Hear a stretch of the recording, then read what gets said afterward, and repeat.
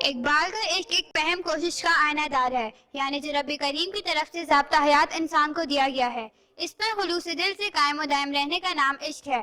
گرچہ تو زندانی اسباب ہے، گرچہ تو زندانی اسباب ہے، قلب کو لیکن ذرا آزاد رکھ، عقل کو تنقید سے فرصت نہیں، عقل کو تنقید سے فرصت نہیں، عشق پر اعمال کی بنیاد رکھ۔ اقبال کا مساجد سے لگاؤ۔ اسپین میں مسلمانوں کے ساتھ 100 سالہ دور کی عظیم و شان یادگار مسجد قرطبہ کو گرجا گھر میں بدل دیا گیا ہے، جہاں اذان اور نماز پر پابندی ہے۔ ہمیں صاحب کو مسجد دیکھنے کی شدید آرزو تھی۔ پروفیسر آرنٹ کی کوششوں سے اس شرط کے ساتھ اجازت ملی کہ اندر جا کے دروازہ بند کر لیں۔ علامہ صاحب نے پوری قوت کے ساتھ اذان دی اور 2 رکعت نوافل اس حالات میں پڑھے کہ روتے روتے بے ہوش ہو گئے۔ جب ہوش آئے تو قدر سکون محسوس کیا اور اسی دوران اپنی وہ شعرا پاک نظم بھی لکھی جو ان کی نظریہ حیات اور فن شعر کا شہکار ہے۔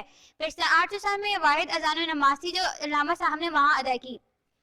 اٹلی میں مولانا غلام رسول مہر اور علامہ صاحب کولوسیم کے آثار قدیمہ دیکھنے گئے تو قائد نے بتایا کہ ان اکھاڑوں میں بیک وقت 50,000 آدمی بیٹھنے کی گنجائش تھی۔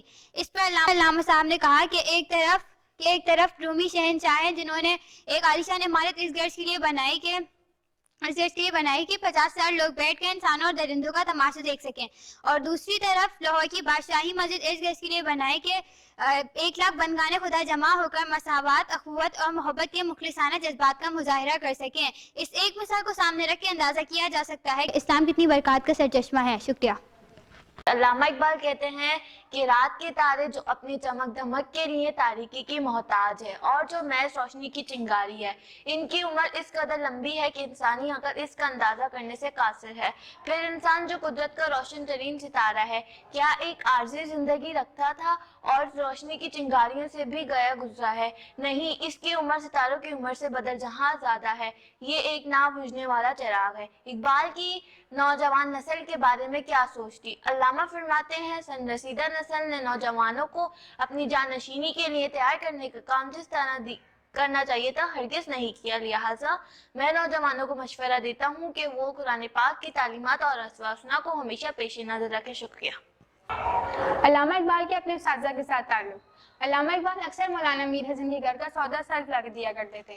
ایک دن انہیں سودا لاتے ہوئے دیکھا تو کہا کہ میں تمہیں کتنی بار کہہ چکا ہوں کہ یہ کام تم نہ کیا کرو، تم میرے شاگرد ہو، نوکر نہیں۔ یہ بات سن کر علامہ اقبال نے کہا کہ میں آپ کا شاگرد نوکر ہوں۔ اقبال اور داغ دہلوی۔ میر زیادہ دہلوی دربار حیدرآباد دگن سے منسلک تھے۔ اقبال نے بذریعہ خروط اپنی چند نظمیں اصلاح کے لیے بھیجی جن میں معمولی اصلاح کر دی، پھر صاف الفاظ میں فرمایا کہ اقبال میاں تمہارا کلام اصولی طور پر اصلاح کی ہر صورت سے مبرہ ہے۔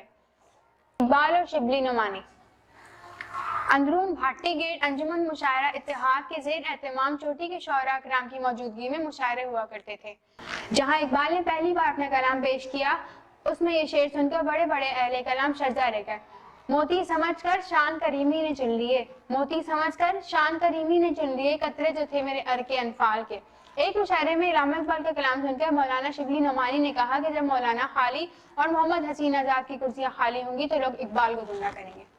اقبال اور مغربی اہل علم۔ علامہ صاحب کی عصر خودی جب برطانیہ پہنچی تو پروفیسر نکسن نے اسے انگریزی ترجمہ کرنے کے لیے بذریعہ خط اجازت چاہی۔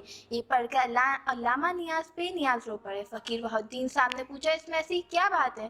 تو علامہ نے فرمایا، میری عوام جن کے لیے میں نے لکھی ہے وہ نہ تو اس کی قدر و قیمت جانتے ہیں اور نہ ہی اس کی طرف خاطر خواہ متوجہ ہیں، اور انگریزی جس کے لیے ہے ہی نہیں وہ اپنی قوم کو سمجھانا چاہتے ہیں۔ نکسن کے ترجمے کے ساتھ ہی 1920 میں یورپ کے ادبی حلقوں میں ایک تہلکہ مچ گیا۔ امریکہ کے ڈاکٹر ہربرٹ ریڈ نے اگست 1920 میں ایک جامع تبصرہ لکھا کہ اگر میرے ذہن میں کسی زندہ شاعر کا نام آ سکتا ہے تو وہ ایک ہی ہے جو ہمارے قوم و مذہب کا بھی نہیں لیکن اس کی تصنیف حیرت انگیز ہے۔ میری مراد ڈاکٹر اقبال سے ہے، جس دور میں ہمارے ہم وطن شاعر بلیوں اور بٹیروں پر تک بندی کر کے اپنے دوستوں کی ضیافت تپا کر رہے تھے۔ اس وقت لاہور کے اس شاعر نے ہندوستانی نوجوانات کے خیالات میں محشر برپا کر دیا۔ یہ وہ اقبال ہے جیسے آج کل کے علمی پردہ فروش ہماری نوجوان نسل کی نگاہ میں ہر ممکن طور پر مشکوک و گمراہ کردار مشہور کرنے پر مصر ہیں، تاکہ اس نوجوان نسل کو یورپ کے ادبی حلقوں کی بے حیا انسانی فطرت کسٹمائز کر کے اس امت کی روح نکالی جائے۔ میں آپ کو بتاؤں گی کہ علامہ اقبال سے یہ ملاقات ضروری کیوں تھی۔ قیام مصر کے دوران مصر کی ایک بزرگ شخصیت سید محمد قاضی ابو العزائم اپنے دونوں بیٹوں کے ساتھ جب علامہ صاحب سے ملنے کے لیے تشریف لائے تو علامہ صاحب نے فرمایا کہ آپ نے کیوں زحمت کی جب میں خود ہی آپ کی زیارت کے لیے آپ کے پاس چل کر آ جاتا۔ تو بزرگ فرمانے لگے، خواجہ دو جہاں آن حضور صلی اللہ علیہ وآلہ وسلم کا ارشاد ہے کہ جس نے دین سے فیض حاصل کیا ہو اس کی زیارت کو جاؤ گے تو مجھے خوشی ہوگی۔